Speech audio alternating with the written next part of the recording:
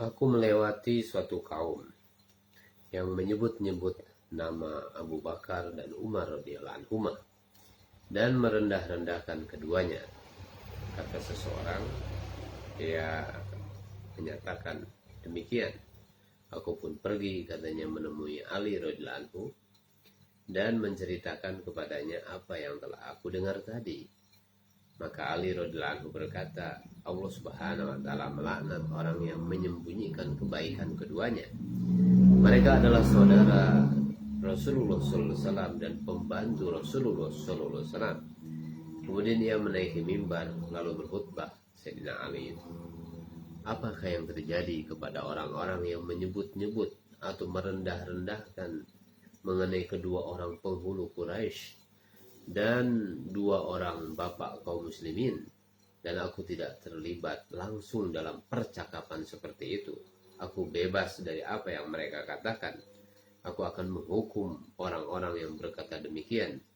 Demi dia yang memecahkan biji benih dan mengeluarkan zuriat darinya, tidak ada orang yang mengasihi keduanya melainkan orang yang takwa, dan tidak ada orang yang membenci keduanya melainkan orang yang terang-terangan melakukan kejahatan. Mereka berdua telah bersahabat dengan Rasulullah SAW dengan kebenaran dan ketaatan. Mereka memerintah, mencegah, dan menghukum. Mereka tidak pernah melakukan sesuatu yang bertentangan dengan yang dilakukan oleh Rasulullah SAW.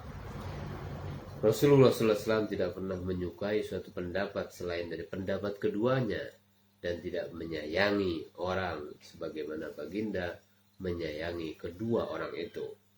Rasulullah SAW telah wafat dalam keadaan baginda Rasulullah SAW ridho dengan keduanya, dengan Abu Bakar dan Umar radhiyallahu anhuma, dan orang-orang pun ridho kepadanya.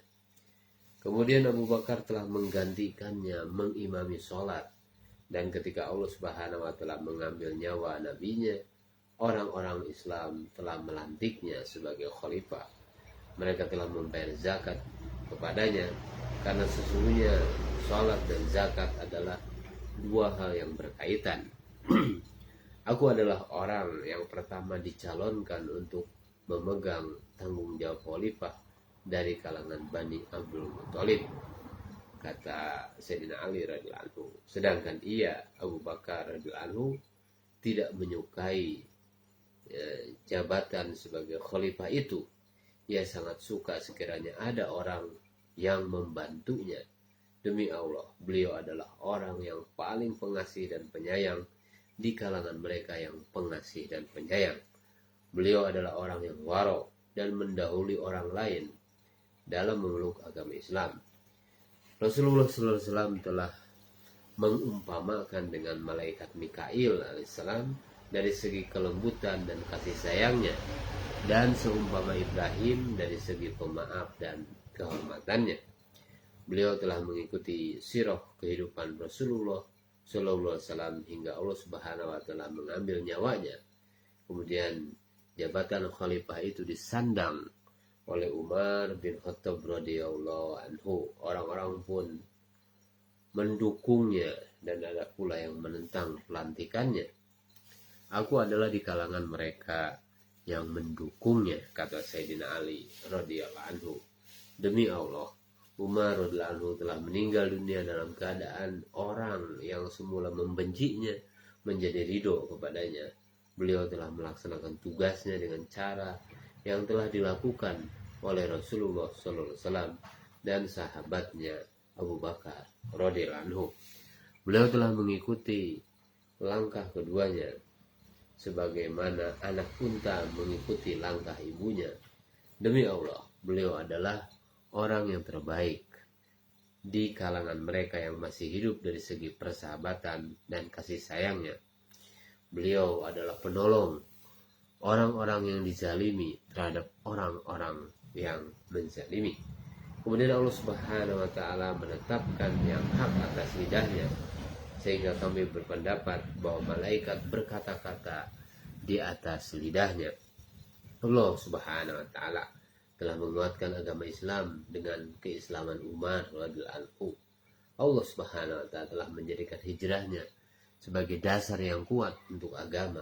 Allah Subhanahu wa taala menanamkan ke dalam hati orang-orang yang beriman rasa cinta kepada Sayyidina Umar radhiyallahu anhu, dan ke dalam hati orang-orang munafik rasa takut kepada Sayyidina Umar radhiyallahu anhu. Rasulullah SAW telah mengumpamakannya Sayyidina Umar radhiyallahu anhu seperti Jibril alaihissalam karena kekerasan dan ketegasannya ke atas musuh, dan seperti Nuh alaihissalam karena tidak berbelas kasih atas orang-orang kafir. Karena itu, siapakah di antara kalian yang seperti keduanya?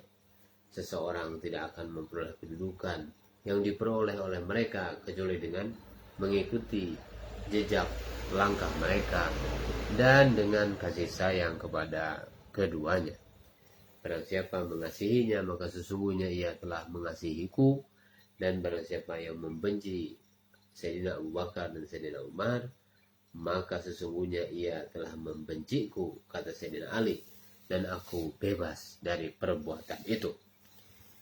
Jika aku memberikan hukuman kepada orang yang menentang mereka, maka aku akan menghukum mereka dengan sekeras-kerasnya.